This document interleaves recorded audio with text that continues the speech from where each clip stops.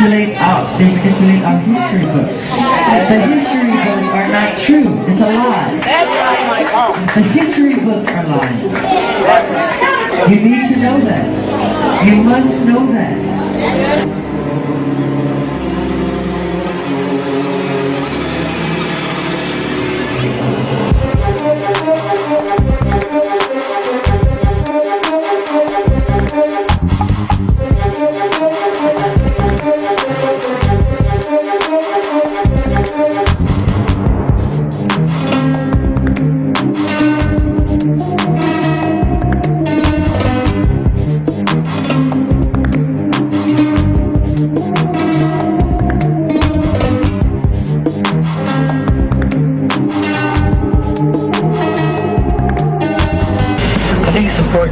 I'm not just fighting for myself, I'm fighting for all artists. Those great artists who pioneered, you know, entertainment business, as well as songwriting, as well as incredible staging. You know, the fact that they have been taken by the system, totally broken them financially. You know, and this has to stop this conspiracy. They made and created so much joy for the world. And the system, meaning the record companies, totally took advantage of them. And it's not like they always say, you know, they built a big house, they spent a lot of money, they bought a lot of cars. That's stupid, the excuse. That's nothing compared to what artists make. And I just need you to know that this is very important, what we're fighting for.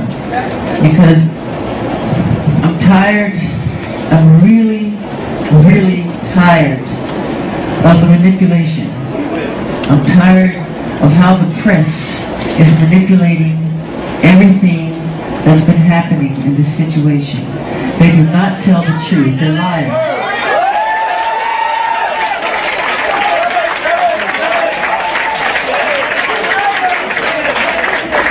And they manipulate our history books. The history books are not true. It's a lie. History books are lying.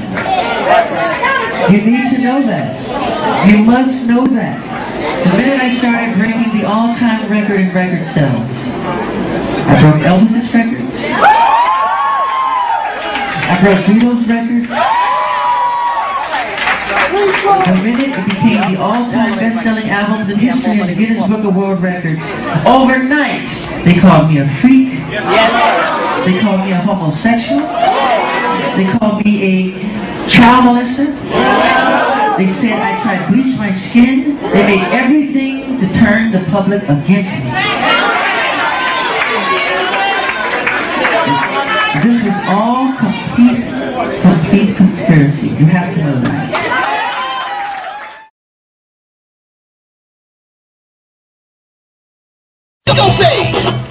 You can't win, and you can't make even, and you can't get out of the game. People keep saying things are gonna change, but they look just like they're staying the same. You can win over your head, and you only got yourself to blame. You can win time, can't break even. Michael was treated like a slave on a plantation because of a charge that has yet to lead to a criminal charge. But here's a human being that had to be made to strip, forced in a judge's search order, that if he didn't strip, they had the right to be violent with him and force him to reveal his nakedness, that they may take pictures of him in that manner. That to me says that no matter how big Michael is, to those who look at us with our money, with our Mercedes-Benz, with our fine homes and our fine cars and our prominent positions in life, you're nothing but a nigger, and if you get out of your place, I will have to put you back in your place.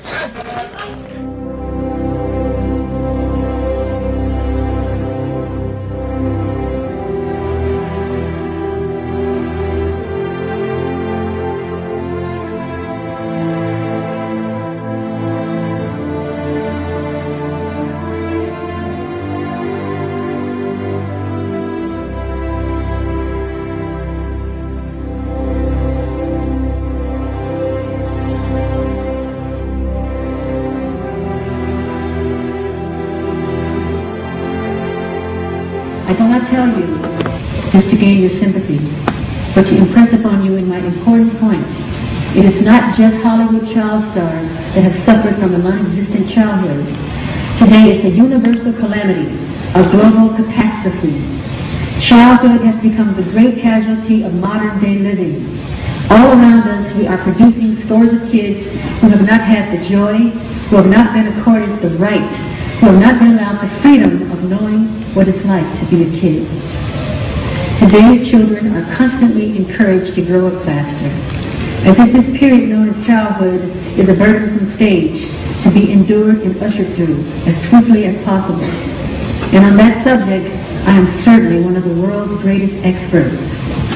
Ours is a generation that has witnessed the abrogation of the parent-child covenant.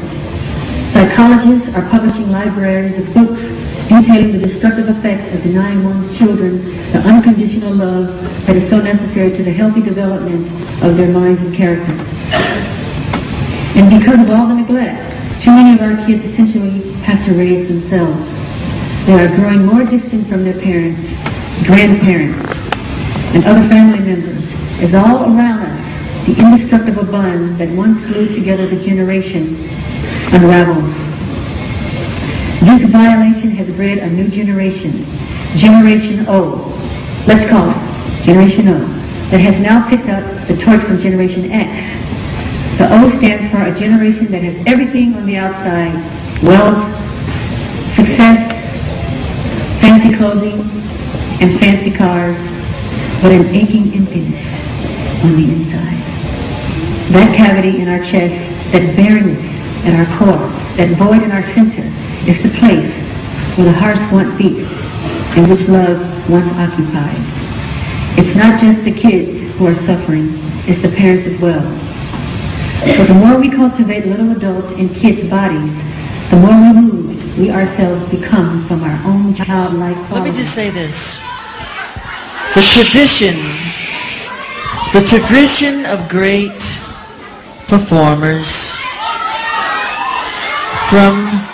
and I really want you to hear what I have to say.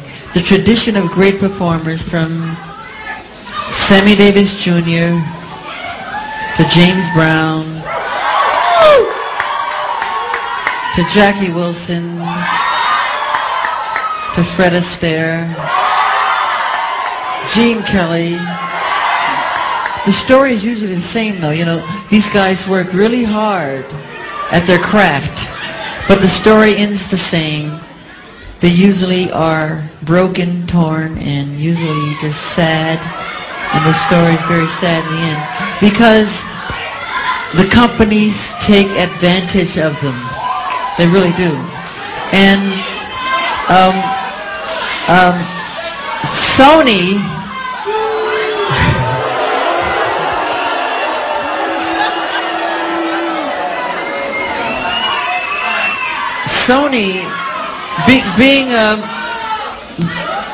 being the artist that I am at Sony, I've generated several $1 billion for Sony, several billion, and they really thought that my mind is always on music and dancing, and it usually is, but they never thought that this performer myself would outthink them. Yeah!